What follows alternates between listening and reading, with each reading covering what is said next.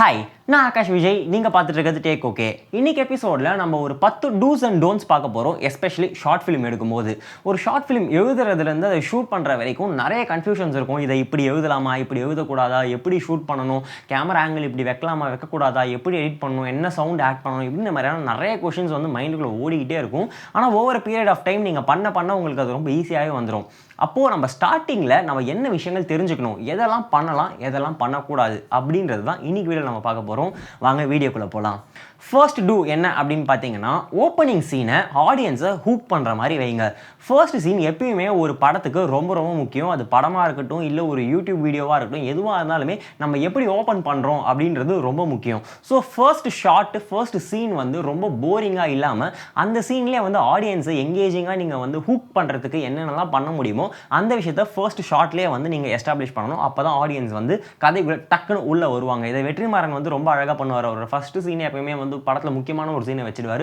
So audience டக்குன்னு hook ஆகிடுவாங்கன்னு சொல்லி. So அது ரொம்ப இம்பார்ட்டன்ட். செகண்ட் திங் என்ன அப்படின்னு பார்த்தீங்கன்னா, எதை காட்டக்கூடாது அப்படின்றது ஒன்று இருக்குது. யூஸ்வலாக, அதாவது ரொம்ப பேசிக்காக ஷார்ட் ஃபிலிம் எடுக்கணும் அப்படின்னு உள்ளே வரவங்க எல்லாருமே பார்த்தீங்கன்னா ஃபர்ஸ்ட் சீன் வந்து தூங்கி எழுந்துக்கிறது, ப்ரஷ் பண்ணுறது, ஃபேஸ் வாஷ் பண்ணுறது, அந்த டேக்கு ரெடி ஆகுறது, இப்படின்ற மாதிரியான யூஷுவல் ஆக்டிவிட்டீஸை காட்டுவாங்க. இதுதான் இருக்கிறதுலே ரொம்ப ரொம்ப போரான ஒரு விஷயம். நம்ம டெய்லி அதை தான் பண்ணிக்கிட்டு இருக்கோம். அதையே திருப்பி ஒரு படத்தில் காட்டும்போது அது வந்து ஆடியன்ஸை கண்டிப்பாக இன்ட்ரெஸ்ட் பண்ணாது. ஸோ அந்த மாதிரியான ஒரு ஓப்பனிங் இருந்துச்சுன்னா அதை வந்து நீங்கள் எப்படி மாற்றலாம் அப்படின்றத பாருங்கள். இல்லை அப்படி ஒரு ஓப்பனிங்லேயே வந்து நீங்கள் வந்து ஒரு ஸ்டோரி சொல்ல போகிறீங்க, அந்த விஷயம் வந்து படத்தில் வந்து ஏதோ ஒரு விஷயத்தை ஆட் பண்ணுது, அதனால் ஏதோ ஒரு நடக்க போகுது அப்படின்ற பட்சத்தில் அது ஓகே. தவிர நம்ம வந்து for the sake of opening நம்ம வந்து அந்த மாதிரிலாம் வைக்கிறது வந்து அவாய்ட் பண்ணிக்கலாம்.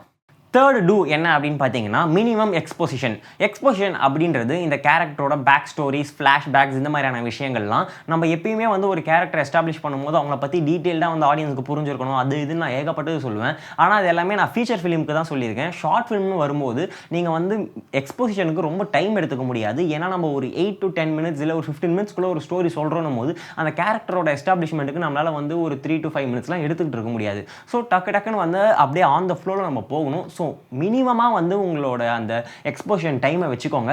எதுவுமே எக்ஸ்போஷன் இல்லாமல் அந்த கேரக்டரை பற்றி காட்டாமல் போகிறதும் தப்பு, அதே டைம் அதை பற்றி ஓவராக காட்டுறதும் தப்பு. அப்போ நம்ம அந்த கேரக்டரை பற்றி எப்படி வந்து ஆடியன்ஸ்க்கு புரிய வைக்கிறது அப்படின்னு பார்த்தீங்கன்னா, அது அவங்களோட காஸ்டியூம்ஸ்லையும், இப்போ அவங்க ஒரு பைக்கில் போகிறாங்கன்னா அந்த என்ன பைக்குன்றதுலையும் அந்த மாதிரியான சின்ன சின்ன விஷயங்களில் வந்து நம்ம அழகாக வந்து ஆட் பண்ணி காட்டலாம். ஃபார் எக்ஸாம்பிள், இப்போ ஒரு மிடில் கிளாஸ் பையன் அப்படின்னா அவன் வந்து ஒரு டியூக்லேயோ இல்லை ஒரு ராயல் என்ஃபீல்ட்லேயோ அவன் போக மாட்டான். அவன் ஒரு ஹீரோ ஹோண்டா, ஒரு ஸ்ப்ளெண்டர், அந்த மாதிரியான ஒரு பைக்கில் போவான். இல்லை அந்த மீடியம் ரேஞ்சில் இருக்கக்கூடிய ஒரு பைக்கில் போவான். இதே ஒரு ஹை கிளாஸில் இருக்கக்கூடிய ஒரு பிளே பாய் மாதிரி ஒரு பையனை நீங்கள் காட்டும்போது அவன் வந்து ஒரு ஹீரோ ஹோண்டா, ஸ்ப்ளெண்டர் மாதிரி பைக்கில் போனால் எப்படி இருக்கும், அவனோட ட்ரெஸ்ஸிங் சென்ஸ் எப்படி இருக்கும், இப்படின்ற மாதிரி அந்த ட்ரெஸ்ஸிங், அந்த வெஹிக்கிள், அவங்களோட பாடி லாங்குவேஜ், இந்த மாதிரியான விஷயங்கள் மூலியமாகவே வந்து உங்களோட கேரக்டரை நீங்கள் வந்து ஷார்ட் ஃபிலிம்ஸில் வந்து எஸ்டாப்ளிஷ் பண்ண பார்க்கணும். அதிகமான டைம் எடுத்துக்கக்கூடாது.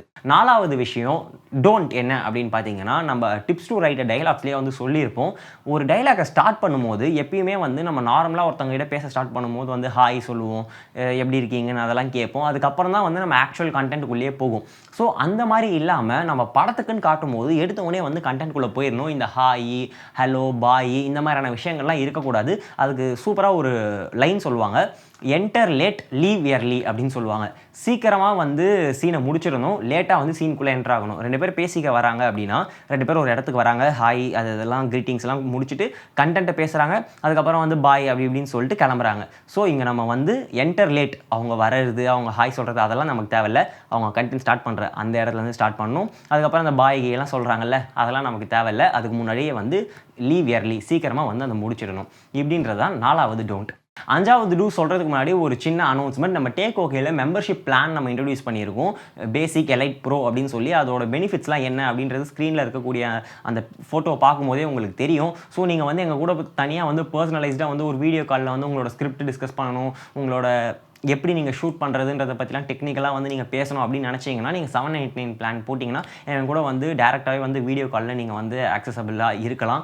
இல்லை எனக்கு அதெல்லாம் வேணாம், நான் உங்களோட லைவில் வந்து உங்ககிட்ட கொஷின்ஸ் கேட்கணும், மெம்பர்ஸ் ஒன்லி லைவில் பார்ட்டிசிபேட் பண்ணணும் அப்படின்னு நினச்சிங்கன்னா நீங்கள் 199 பிளானில் வந்து சப்ஸ்கிரைப் பண்ணலாம். இல்லை நான் வந்து கமெண்ட்டில் மட்டும் உங்களை சப்போர்ட் பண்ணுறேன், என்னால் ஃபினான்ஷியலாக பெருசாக சப்போர்ட் பண்ண முடியாது, நான் கமெண்ட்டில் வந்து தனியாக தெரியணும், என்னோட கமெண்ட்டுக்குலாம் நீங்கள் வந்து அடுத்தடுத்து வீடியோஸ் பண்ணணும் அப்படின்னு நினச்சிங்கன்னா, நார்மல் வீடியோஸில் வரக்கூடிய கமெண்ட்ஸில் நீங்கள் வந்து தனியாக தெரியணும்னு நினச்சிங்கன்னா 59 இருக்கக்கூடிய பேசிக் பிளான் நீங்கள் வந்து சூஸ் பண்ணிக்கலாம். 5th டூ என்ன அப்படின்னு பார்த்தீங்கன்னா, யூஸ் இன்ட்ரெஸ்டிங் லொகேஷன்ஸ். யூஸ்வலாக எல்லாருமே வந்து வீட்டுக்குள்ளேயே வந்து ஷூட் பண்ண பார்ப்பாங்க. அவங்க ரூமுக்குள்ளேயே ஷூட் பண்ணும்போது ஒரு ஒயிட் பேக்ரவுண்ட் முன்னாடி நின்று பேசினா அது வந்து கண்டிப்பாக ஆடியன்ஸை வந்து இன்ட்ரெஸ்டிங்காக வந்து ஃபீல் பண்ண வைக்காது. ஃபார் எக்ஸாம்பிள் இப்போவே வந்து நான் இப்படி நின்று பேசினா உங்களுக்கு அது இன்ட்ரெஸ்டிங்காக இருக்கும். அதே நான் வந்து இப்படி ஒரு கலர் முன்னாடி நின்று ஒரு கலர் பேக்ரவுண்ட் முன்னாடி நின்று பேசும்போது அது வந்து உங்களுக்கு சரி ஓகே ஏதோ கொஞ்சம் ஒரு மாதிரி டிஃப்ரெண்ட்டாக பண்ணுறான் அப்படின்ற ஒரு குட்டி ஃபீல் தருதுல. அந்த ஒயிட் பேக்ரவுண்டுக்கும் இந்த ஒரு லைட் பேக்ரவுண்டுக்கும் இவ்வளோ டிஃப்ரென்ஸ் இருக்கும்போது நீங்கள் வந்து டிஃப்ரெண்டான லொகேஷன்ஸ் போய் ஷூட் பண்ணும்போது கண்டிப்பாக வந்து அந்த ஆடியன்ஸை வந்து எக்ஸைட் பண்ணும். ஃபார் எக்ஸாம்பிள் 2 பேருக்குள்ள ஒரு கான்வர்சேஷன் சீன் தான் அப்படின்னு இருக்கும்போது நீங்கள் அதை உங்கள் வீட்டில் ஷூட் பண்ணுறதுக்கும் ஒரு ரெஸ்டாரண்ட்டில் ஷூட் பண்ணுறதுக்கும் இல்லை வந்து ஒரு ஃபாரஸ்ட் மாதிரியான ஒரு இடத்துல ஷூட் பண்ணுறதுக்கும் இல்லை ஒரு பார்க்கில் ஷூட் பண்ணுறதுக்கும் இல்லை நடு ரோட்டில் ஷூட் பண்ணுறதுக்கும் ஒவ்வொன்றுத்துக்கும் ஒரு டிஃப்ரென்ஸ் இருக்குது. அது வந்து ஒரு விதமாக ஆடியன்ஸை எக்ஸைட் பண்ணும். ஸோ அதெல்லாமே யோசிங்க, இன்ட்ரெஸ்டிங்கான லொகேஷன்ஸை சூஸ் பண்ணுங்க. 6th டோன்ட், ரொம்ப கண்டிப்பாக இதை பண்ணவே கூடாது அப்படின்னு நான் சொல்லுவேன். உங்கள் ஷார்ட் ஃபிலிம்ஸ்க்கு கிரெடிட்ஸ்க்கு நீங்கள் அதிக டைம் எடுத்துக்கிறது நான் நிறைய பார்த்துருக்கேன். எடுத்த உடனே வந்து தேங்க்ஸ் கார்டு போடுவாங்க, எடிட்டிங், ஸ்க்ரீன் பிளே, டைலாக்னு பேரை போடுவாங்க. அது இதுன்னு வந்து கிரெடிட்ஸ்க்கு நிறைய டைம் ஸ்பெண்ட் பண்ணுவாங்க. 1 minute to 2 minutes வந்து கிரெடிட்கே வந்து போயிடும். ஸோ அந்த மாதிரிலாம் இல்லாமல் நீங்கள் கிரெடிட்ஸை வந்து லாஸ்ட்டாக கூட போட்டுக்கலாம். எடுத்த உடனே வீடியோக்குள்ளே போயிட்டீங்கன்னா ரொம்ப நல்லாயிருக்கும். இப்போ நானே பார்த்தீங்கன்னா வீடியோக்குள்ளே வந்தோடனே ஹாய் நான் ஆகாஷ் விஜய்னு சொல்லிட்டு என்ன பேச போகிறோன்றதை ஸ்டார்ட் பண்ணிடுறேன். அதை விட்டுட்டு நான் வந்து எடுத்தவொடனே வந்து நீங்கள் வாங்க வந்து சப்ஸ்கிரைப் பண்ணுங்க, அதுக்கப்புறம் வீடியோக்குள்ளே வாங்க எல்லாத்தையும் நான் வந்து வீடியோ ஸ்டார்டிங்லேயே சொல்லியிருந்தேன். உங்களுக்கே வந்து என்னடா இவன் சப்ஸ்கிரைப் பண்ணுங்கன்றான், லைக் பண்ணுங்கன்றான், கமெண்ட் பண்ணுங்கன்றான், கண்டென்ட்டுக்குள்ளே போடான்னு இருக்கும்ல. அதே ஃபீல் தான் ஷார்ட் ஃபிலிம்ஸ் பார்க்குறவங்களுக்கு சரி, ஃபீச்சர் ஃபிலிமாக இருந்தாலுமே சரி. ஃபீச்சர் ஃபிலிம்னு வரும்போது நம்ம தேட்டருக்குள்ளே போய் உட்காந்துறோம், நம்மளோட டைம் 2 hour முழுசாக கொடுத்துட்றோம், அவங்களால எழுந்து போகிறதுக்கான ஆப்ஷன் இல்லை. ஸோ நம்ம கிரெடிட்ஸ் ஃபுல்லாக பார்த்துட்டு கூட படத்துக்குள்ளே போகலாம். ஆனால் நம்ம ஒரு ஷார்ட் ஃபிலிம் வரும்போது எப்போ வேணாலும் அவங்க வெளியே வந்துடலாம். ஸோ நம்ம அதை வந்து மைண்டில் வச்சுக்கணும். ஸோ எடுத்தவொடனே டக்குன்னு வந்து கதைக்குள்ளே போயிட்டு அதுக்கப்புறமா படம் நல்லா இருந்துச்சுன்னா இதை யார் எடிட் பண்ணால், யார் வந்து இதுக்கு கேமராமேன் எல்லாத்தையும் அவங்களே வந்து பார்க்க ஆசைப்படுவாங்க. ஸோ நீங்கள் கடைசியில் போடும்போது அவங்கள கண்டிப்பாக இன்ட்ரெஸ்டிங்காக இருக்கும். ஸோ கிரெடிட்ஸ் எடுத்துகிட்டு வந்து தயவு செஞ்சு முன்னாடி போட்டு ஆடியன்ஸோட டைமை வேஸ்ட் பண்ணாதீங்க. 7th டூ என்ன அப்படின்னு பார்த்தீங்கன்னா, கொஞ்சம் லைட்ஸும் கொஞ்சம் கலர்ஸும் வந்து உங்களோட வீடியோவில் ஆட் பண்ண ட்ரை பண்ணுங்கள். கலர்ஸ் அப்படின்னு நான் சொல்கிறது உங்களோட காஸ்டியூமில் இருக்க சரி, இல்லை பேக்ரவுண்டாக இருக்கட்டும் சரி, எதனா கொஞ்சம் வந்து கலர்ஃபுல்லாக வந்து ஆட் பண்ண பாருங்கள். இல்லை ஒரு மீனிங்ஃபுல்லான ஒரு கலரை வந்து ப்ரெசென்ட் பண்ண பாருங்கள். அதே டைம் கொஞ்சம் லைட்ஸ் யூஸ் பண்ணுங்கள். லைட் இல்லாமல் நீங்கள் ஷூட் பண்ணும்போது கண்டிப்பாக வந்து நீங்கள் நினச்ச அவுட்புட் வந்து கிடைக்குமா அப்படின்றது ரொம்ப பெரிய கேள்விக்குறி. அவுட்டோராக இருக்கும் பட்சத்தில் ஓகே, பட் இன்டோரில் வந்து நம்ம வந்து லைட் இல்லாமல் ஷூட் பண்ணோம்னா ரொம்ப கஷ்டம். ஸோ கொஞ்சம் ஒரு லைட்டுக்கு நீங்கள் ஸ்பெண்ட் பண்ணுறது பார்த்தீங்கன்னா ஒரு யூஸ்ஃபுல்லான ஒரு செலவுன்னு தான் நான் சொல்லுவேன். ஸோ முடிஞ்ச அளவுக்கு வந்து ஒரு லைட்டை வந்து மினிமம் பட்ஜெட்டில் வந்து உங்களால் முடிஞ்ச அளவுக்கு ஒரு லைட் பர்ச்சேஸ் பண்ண பாருங்கள். டப்பிங்க்கு வந்து ஒரு மைக்கு பர்ச்சேஸ் பண்ணுறதா இருக்கட்டும், இப்படி சின்ன எக்யூப்மெண்ட்ஸ்லாம் வந்து ரொம்ப முக்கியம். ஸோ அதெல்லாமே வந்து கொஞ்சம் ஸ்பெண்ட் பண்ண பாருங்கள். ஏன்னா மைக் இல்லைனா வந்து ஆடியோ குவாலிட்டி ரொம்ப மட்டமாக இருக்கும், லைட் இல்லைனா வந்து வீடியோ குவாலிட்டி ரொம்ப மட்டமாக இருக்கும். ஸோ அதெல்லாம் வந்து கொஞ்சம் இம்ப்ரூவ் பண்ணணும் அப்படின்னு நினச்சிங்கன்னா இந்த மாதிரி சின்ன செலவுகள் கொஞ்சம் செஞ்சு தான் ஆகணும். 8th டோன்ட் என்ன அப்படின்னு பார்த்தீங்கன்னா, உங்களுக்கு மட்டுமே புரிகிற மாதிரி நீங்கள் வந்து படம் எடுத்துக்கிறது. ஸ்டார்டிங்கில் நீங்கள் வந்து ஷார்ட் ஃபிலிம்ஸ் பண்ணும்போது ரொம்ப காம்ப்ளிகேட்டடான ஸ்டோரிஸ்லாம் எடுக்காமல் ஈஸியாக வந்து ஷூட் பண்ணுறதுக்கும் ஈஸியாக வந்து ஆடியன்ஸ்க்கு புரிகிற மாதிரியான ஷார்ட் ஃபிலிம்ஸ் எடுக்கிறது தான் வந்து நான் ப்ரெஃபர் பண்ணுவேன். நான் வந்து அட்வைஸும் பண்ணுவேன். ஏன்னா ஒரு ஸ்டோரியை வந்து ஆடியன்ஸ்க்கு புரிகிற மாதிரி சொல்கிறோம் அப்படின்றது வந்து ஒரு கலை அப்படின்னு நான் பார்ப்பேன். ஏன்னா நம்ம ஒரு ஸ்டோரியை வந்து மைண்டில் வச்சுருப்போம், அதையே வந்து ஆடியன்ஸும் புரிஞ்சுக்கிறாங்களா, நம்ம காட்டுற படத்து மூலயமா அவங்களுக்கும் அதே கன்வே ஆகுதான்றது ரொம்ப இம்பார்ட்டன்ட். ஸ்டார்டிங்கில் அந்த மாதிரி ஆகாமல் போகிறதுக்கான சான்ஸ் நிறைய இருக்குது. நீங்கள் அப்போ வந்து ஒரு காம்ப்ளிகேட்டடான ஒரு ஸ்டோரியை எடுத்து அதை வந்து ஆடியன்ஸ்க்கு சொல்ல ட்ரை பண்ணி அது எங்கன்னா மிஸ் ஆகிடுச்சுன்னா அது வந்து படமே வந்து ஒரு டிசாஸ்டர் ஆகிடும். ஸோ முடிஞ்ச அளவுக்கு ஸ்டார்டிங் ஸ்டேஜஸில் ஒரு சிம்பிளான லைன் எடுத்து அதை எப்படி பெட்டராக வந்து விஷுவல் மூலியமாக சொல்ல முடியும் அப்படின்றத பாருங்கள். அதுக்கப்புறமா நம்ம காம்ப்ளிகேட்டடான ஸ்டோரிஸ்குள்ளே போயிட்டு அதை எப்படி வந்து ஆடியன்ஸ்க்கு ப்ரெசென்ட் பண்ணுறது அப்படின்றத யோசிப்போம். ஸோ ஸ்டார்டிங்கில் கொஞ்சம் சிம்பிளாக இருந்து ஸ்டார்ட் பண்ணுறது ஒரு பெட்டரான விஷயமா நான் பார்க்குறேன். 9th டூ என்ன அப்படின்னு பார்த்தீங்கன்னா, வடிவேலு சொல்கிற மாதிரி எதை பண்ணாலும் பிளான் பண்ணி பண்ணணும் அப்படின்ற மாதிரி பிளான் பண்ணிவிட்டு பண்ணுங்கள். ஏன்னா நம்ம ஃபர்ஸ்ட் ஃபிலிம் எடுக்கும்போது நம்மளோட என்த் லெவல் வந்து ரொம்ப அதிகமாக இருக்கும். ஒரு ஸ்டோரி எழுதின உடனே வாங்க இதை டக்குன்னு போய் ஷூட் பண்ணிடலாம், எடிட் பண்ணிடலான்றதுல எப்படா இந்த படத்தை முடிப்போன்றதுல நம்மளோட ஆர்வம் அதிகமாக இருக்கும். ஆனால் எவ்வளோ கரெக்டாக பண்ணுறோம் அப்படின்றதுல கம்மியாக இருக்கும். ஸோ அந்த மாதிரி இல்லாமல் கொஞ்சம் அதுக்கான டைமை வந்து கொடுங்க. ஃபார் எக்ஸாம்பிள் ஒரு ஷார்ட் லிஸ்ட் ப்ரிப்பேர் பண்ணுறதா இருக்கட்டும், முடிஞ்சால் ஒரு மூட் போர்டு, ஒரு ஸ்டோரி போர்டு, இதுக்கெல்லாம் நம்ம வீடியோஸ் பண்ணியிருக்கோம். ஸோ இதெல்லாம் பாருங்கள் எப்படி பண்ணுறது, இதுக்கு என்னென்ன மாதிரியான ஆங்கிள்ஸில் போகலாம், இதை எப்படி வந்து விஷுவலாக வந்து இதை இன்னும் அழகாக சொல்லலாம், இப்படின்ற மாதிரியான கொஞ்சம் டைமை வந்து ஒதுக்கி அதுக்கப்புறமா நீங்கள் ஷூட்டுக்கு போகும்போது நீங்கள் பிளானே இல்லாமல் பண்ணுற ஷூட்டுக்கும் இந்த பிளான் பண்ணி பண்ணுற ஷூட்டுக்கும் கண்டிப்பாக வந்து ஒரு பெரிய டிஃப்ரென்ஸ் தெரியும். ஸோ கொஞ்சம் முன்னாடியே வந்து ப்ரீ ப்ரொடக்ஷன் அப்படின்ற பேரில் கொஞ்சமாச்சும் பிளான் பண்ணி ஷெட்யூல் பண்ணிட்டு எப்போ எதை ஷூட் பண்ண போகிறோம், எவ்வளோ நேரம் இதுக்கு ஸ்பெண்ட் பண்ண போகிறோம், இப்படின்ற மாதிரியான ஐடியாலாம் வச்சுட்டு அதுக்கப்புறமா ஷூட்டுக்கு போனீங்கன்னா பெட்டராக இருக்கும். 10th டோன்ட் என்ன அப்படின்னு பார்த்தீங்கன்னா, இந்த டோன்ட்லாம் நான் நிறைய விஷயங்கள் சொல்லணும் அப்படின்னு சொல்லி நினைக்கிறேன். ஃபர்ஸ்ட் வந்து கேஸ்டிங்க்கு நமக்கு ஆள் கிடைக்கல அப்படின்றதால நம்ம ஃப்ரெண்ட்ஸுக்கு நடிக்க தெரியுமோ நடிக்க தெரியாதோ அவனை கூட்டிகிட்டு போகிறது, இல்லை நமக்கு நடிக்க தெரியுமோ நடிக்க தெரியாதோன்னு சொல்லிட்டு நம்மளே போய் நடிக்கிறது, இந்த மாதிரியான சில ஆபத்தான முடிவுகள்லாம் எடுக்கிறதுக்கு முன்னாடி 1க்கு 10 தடவை யோசிச்சு எடுங்க. ஏன்னா நம்ம வந்து ஆக்டிங் சரியா இல்லை அப்படின்னா கண்டிப்பாக அவுட்புட் வந்து நல்லாவே இருக்காது. நீங்கள் என்ன தான் சூப்பராக வந்து ஸ்டோரி சொல்ல ட்ரை பண்ணியிருந்தாலுமே, எவ்வளோ சூப்பராக விஷுவல்ஸ் இருந்தாலுமே ஆக்டிங் சரியில்லைன்னா மொத்த படமும் அப்படியே வந்து டுமில் ஆகிடும்.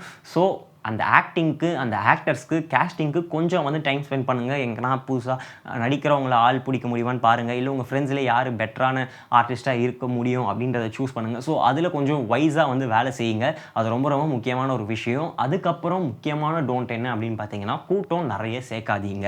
ஃபர்ஸ்ட் ஷார்ட் ஃபிலிமோ இல்லை பிகினிங் ஸ்டேஜஸில் நீங்கள் இருக்கும்போது தயவு செஞ்சு நிறைய பேரை வந்து ஷூட்டிங் ஸ்பாட்டு கூப்பிட்டு போகணும் அப்படின்னு நினைக்காதீங்க. முடிஞ்ச அளவுக்கு மினிமலாக வச்சுக்கோங்க உங்கள் க்ரூவை. ஒரு கேமராமேன், ஒரு டைரக்டர், ஆர்டிஸ்ட், எனக்கு தெரிஞ்சு இது போதும். இவங்க இருந்தாலே போதும், நம்ம அழகாக ஷூட் பண்ணிட்டு வந்துடலாம். அதை தாண்டி ஹெல்ப்புக்கு மேபி ஒருத்தரோ 2 பேரோ, ஒரு லைட் ஆப்ரேட் பண்ணுறதுக்கு, அதை தாண்டி கொஞ்சம் ஒரு அசிஸ்டன்ட் மாதிரி ஒரு வேலை செய்கிறதுக்கு ஒரு ஃப்ரெண்ட்ஸ் யாருன்னா ஒருத்தரோ இல்லை 2 பேரோ இருந்தால் மட்டுமே போதுமானது.